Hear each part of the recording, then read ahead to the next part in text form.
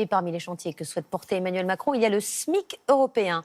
Seuls 21 membres de l'Union européenne ont un salaire minimum et les écarts entre eux sont vertigineux. Le projet porté par le président français est de réduire ces écarts.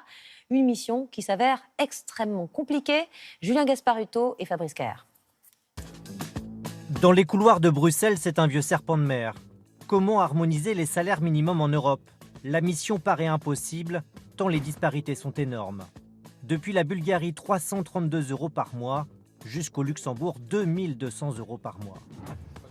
Une certitude, l'idée d'un même montant pour tous est totalement exclue. Vous ne pouvez pas décréter demain ou même dans 3 ans, les salaires minimums en Europe sont partout les mêmes. Ça, ce n'est économiquement, mais même socialement impossible. Ce qu'il faut, c'est de la convergence vers le haut. Mais deux groupes s'opposent à cette convergence. Tout d'abord, les 6 États membres dans lesquels il n'y a pas de salaire minimum fixé par l'État.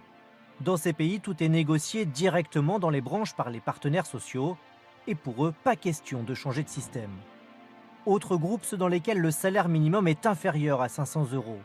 Hongrie, Roumanie, Bulgarie, eux ne veulent pas voir les salaires augmenter trop vite.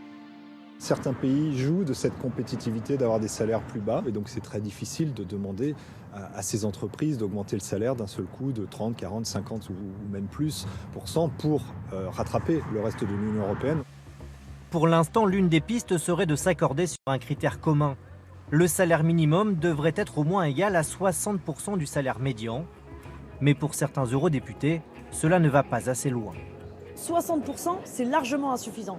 Au Portugal, où les salaires minimums sont largement insuffisants, ils sont déjà à 60 %. Car au Portugal, le salaire minimum actuel reste à moins de 800 €. Pour Emmanuel Macron, la marge de manœuvre dans les négociations s'annonce donc étroite, avec le risque d'obtenir un accord à minima pour ne fâcher personne.